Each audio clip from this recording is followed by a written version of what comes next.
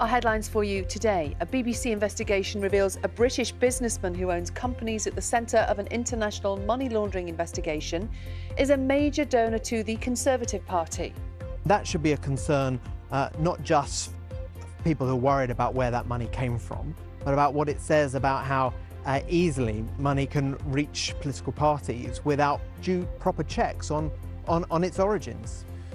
The Ukrainian capital, Kyiv, has been bombarded overnight by what officials say was an exceptional number of missiles. Getting your food from farm to fork. The Prime Minister meets retailers and farmers to work out how to boost production and lower prices. And we're live in the newly crowned World Surfing Reserve of North Devon, but elements of surfing aren't as wild and natural as you may think. We've been investigating. In sport, is it the end of the line for Leicester after defeat to Liverpool? The former Premier League champions look destined for the Championship, with just 2 games remaining to save their season. Meanwhile, the leader of the Royal College of Nursing is going to urge the Prime Minister to get the job finished and enter negotiations to end the strikes when she speaks later today.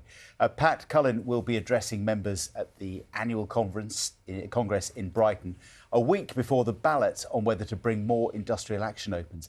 Downing Street says the RCN needs to respect the current pay offer that's already been accepted by the majority of other NHS unions. Have a look at this morning's newspapers, shall we? We're going to start with the Eye.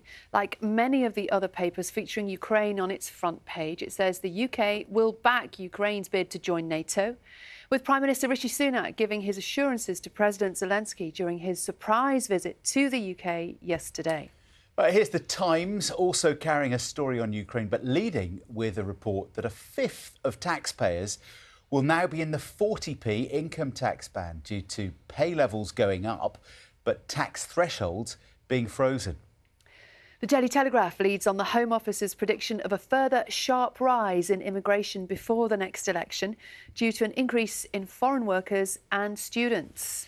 And one of the most read stories on the BBC News website right now tells how more than 1 million people in the UK have no carpet or flooring in their bedrooms and living areas. That's according to a new survey. We're going to look more at that survey and hear from some people who are, in many cases, just living on concrete in their bedrooms. That'll be at 7:30 this morning. A varied set of front pages this morning. Let's take a look. Now, according to the Eye, following President Zelensky's visit to Chequers yesterday, the UK is expected to back Ukraine's application to join NATO. The Metro reports on Home Secretary Suella Braverman's speech yesterday, in which she insisted that net migration to the UK has risen to a level that's too high and that there's more the Prime Minister can do about it.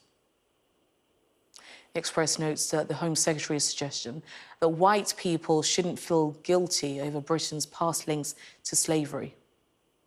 According to The Guardian, MPs loyal to Rishi Sunak have told Mrs Braverman to stop trying to get to number 10 and focus on her current job. While the Telegraph reports that the Home Office has privately predicted a further sharp rise in immigration by the next election. The Financial Times reports that Turkey's president looks poised to extend his lengthy stay in office in the forthcoming runoff election. And The Sun has the latest on Top Gear, saying that the motoring programme looks doomed.